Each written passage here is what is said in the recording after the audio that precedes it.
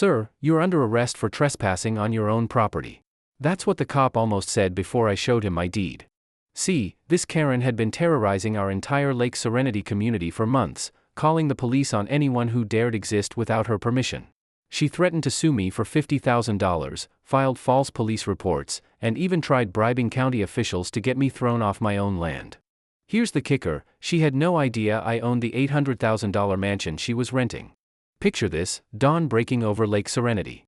Mist rolling off the water. Pine needles scenting the air.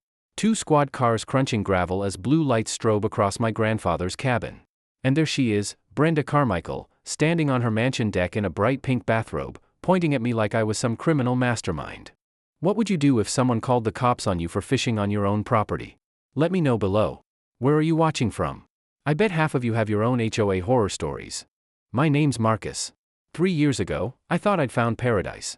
After 20 years in military logistics and a divorce that felt like getting run over by a tank driven by my ex-wife's lawyer, I inherited my grandfather's cabin on Lake Serenity, Minnesota. Population 3,200. Where the biggest drama used to be Mrs. Henderson's cat stealing fish from the neighbor's docks. The cabin was nothing fancy. A 1960s A-frame sitting on 2 acres of pure heaven. Every morning, loons called across mirror-still water. I'd step onto dock boards worn smooth by 40 years of Minnesota weather and breathe air so clean it erased 2 decades of Army diesel fumes from my lungs. The place smelled like childhood cedar, pine needles, and the metallic scent of lake water at dawn. For 2 perfect years, Lake Serenity lived up to its name. 47 properties scattered around 8 miles of shoreline, a mix of blue-collar locals and summer folks, all following one sacred rule: wave when you see each other, help when someone's in trouble, and mind your own damn business the rest of the time. Then Hurricane Brenda hit.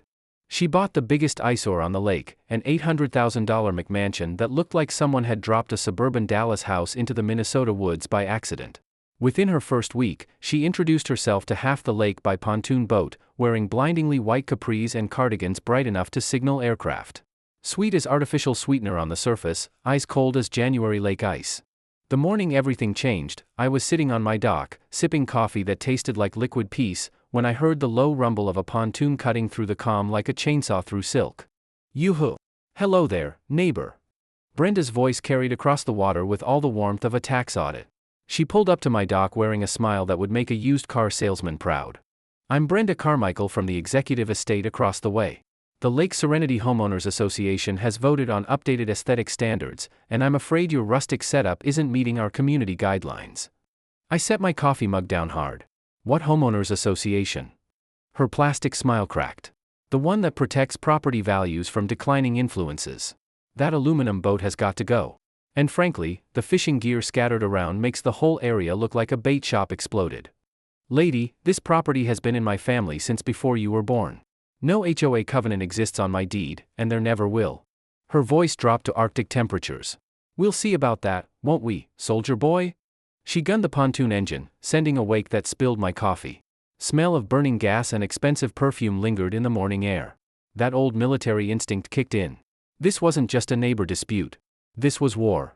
3 days later, an envelope appeared on my front door like a parking ticket from hell. Lake Serenity Homeowners Association violation notice, $500 fine, 30 days to comply. Expensive letterhead, official seals, legalese, most people would panic and pay. Too bad it was worth less than the paper it was printed on. Time for reconnaissance. The courthouse basement smelled like old leather and broken dreams. I befriended Dolores, a 70-something county clerk. Another HOA victim, hun, she whispered. That Carmichael woman's been in here 6 times this month asking about enforcement procedures. Between you and me, she doesn't know her ass from her elbow about property law. My deed was crystal clear. No covenants, no HOA authority. But while cross-referencing ownership records, something made my detector scream. Several lakefront properties had recently transferred to Carmichael Holdings LLC. Brenda was running an unlicensed vacation rental empire, turning quiet family cabins into party houses for tourists. Armed with this intelligence, I tested community sentiment via Facebook. 8 different lake residents privately messaged me with their own Brenda horror stories. Elderly widows threatened over bird feeders, young families over mailbox colors, bounce checks, unpaid fuel bills, and late-night rental shenanigans. We formed the Lake Serenity Truth Squad, 15 residents coordinating against Brenda's harassment. Her next move? Phone call. Marcus, sweetie, I saw your adorable Facebook post. You're making this unnecessarily difficult for yourself, she purred. Threats of harassment and cyberbullying hung in the air. Even the county officer, Tom Hendress, admitted Brenda had tried to bribe him $100 during a previous encounter. The woman lecturing me about community standards was systematically trying to corrupt local officials. We attended one of her emergency HOA meetings. PowerPoint, pie charts, non-compliant property photos, all showing people who refused to join her HOA. Only 6 people showed, mostly her rental managers, looking miserable. Janet, our librarian sleuth, overheard Brenda on a bathroom phone call. The payments are coming. Legal pressure, code enforcement, whatever it takes. The pieces clicked. Brenda wasn't protecting property values. She was being pressured financially and was generating income via intimidation. I filed complaints for harassment, false reports, and misuse of county resources. I contacted the actual owner of her mansion's property management company.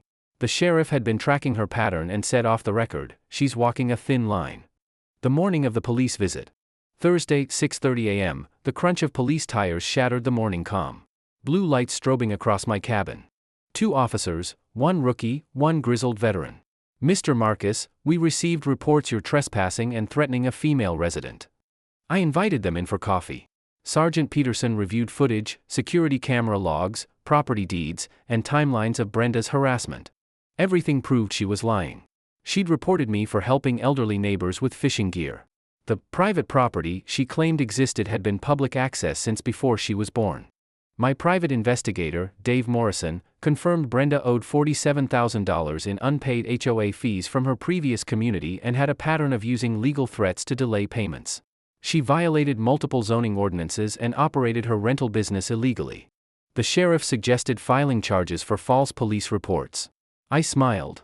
Finally, bureaucracy and the law were on our side. The twist, I'm her landlord. Then came the bombshell. The property attorney called. Marcus, when your grandfather died, you inherited more than just the cabin. You now own a 60% controlling interest in a trust that holds 4 lakefront properties, including the mansion Brenda occupies. My coffee froze halfway to my lips. She'd been paying rent to me. The woman terrorizing the lake had been my tenant all along. Her lease included clauses against unlicensed business activity, harassment, and maintaining community harmony, terms she violated in nearly every way. She was behind on rent, operating illegal rentals, harassing neighbors, and paying me while doing it. Arthur, my attorney, advised one final opportunity for her to comply, then eviction if she refused. The final showdown. Brenda arrived on her pontoon, clipboard in hand, shouting about dock maintenance violations. I waved and held up a folder, lease termination notice. You've been living in one of my properties, Brenda. Lease terminated for non-payment. You're being evicted. Her face went pale. The pontoon drifted sideways. She screamed about unlawful eviction, threatened lawsuits, but deputies escorted her off property. HOA dictatorship collapsed instantly. Neighbors celebrated, cookouts, fish fries, lights strung across docks. The Truth Squad toasted with sweet tea. Peace returned. Aftermath and lessons. Brenda sent a handwritten letter months later, asking to reinstate her lease. I didn't reply. Some wars don't need a second battle. Now, mornings are quiet. The lake reflects sunrise like glass. Kids play, neighbors wave, and the only inspections are herons gliding overhead. Lesson learned, bullies thrive in silence. Stand up, document everything, and knowledge is power. Fake authority collapses under truth and unity. Sometimes the best revenge is realizing you held all the cards from the start.